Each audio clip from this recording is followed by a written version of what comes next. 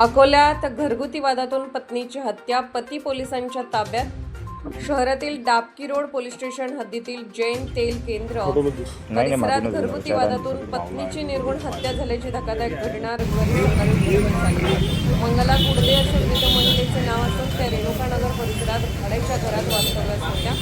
या प्रकरणी पोलिसांनी आरोपी पती दीपक गुडदे याला ताब्यात घेतले आहे. मिळालेल्या माहितीनुसार मंगला गुडदे या सकाळच्या सुमारास जवळच्या दुकानातून दुधाची पिशवी आणण्यासाठी गेल्या होत्या. त्यावेळी त्यांचे पती दीपक गुडदे यांच्यासोबत किरकोळ कारणावरून शाब्दिक वाद झाला. हा वाद इतका विकोपाला गेला की संतापाच्या भरात दीपक गुडदे याने धारदार चाकूने पत्नीवर सपासप वार केले. या हल्ल्यात गंभीर जखमी झालेल्या मंगला गुडदे या रक्ताच्या थारोळ्यात कोसळल्या. स्थानिक नागरिकांनी तात्काळ त्यांना मदत करण्याचा प्रयत्न केला, मात्र त्यांचा घटनास्थळी मृत्यू झाला.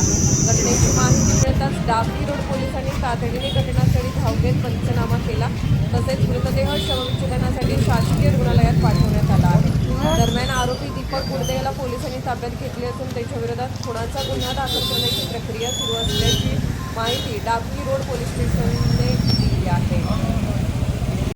सकाळी 8 वाजता मंदा दीपक गुडदे ही महिला दूध घेण्यासाठी या जैन केंद्र या दुकानावर आली असता तिचा पती दीपक गुडदे हा घरगुती कारणावरून या ठिकाणी आला आणि त्याने आपल्या पत्नीवर चाकूने 3-4 वार करून तिला जागे जीवे ठार मारले. या घटनेची तात्काळ माहिती दुकानदार राजेश साखरे यांनी डायल 112 यावर कळवली. या घटनेचं गांभीर्य लक्षात घेऊन डायल 112 या ठिकाणावरून बीट मार्शल यांना या घटनेची माहिती आली. आमचे बीट मार्शल तात्काळ घटनास्थळी पोहोचले. आरोपीला उपस्थित जनसमुदायाच्या मदतीने ताब्यात घेतले आणि पोलीस स्टेशनला घेऊन आले. या प्रकरणावरून गुन्हा दाखल करण्याची प्रक्रिया सुरू आहे.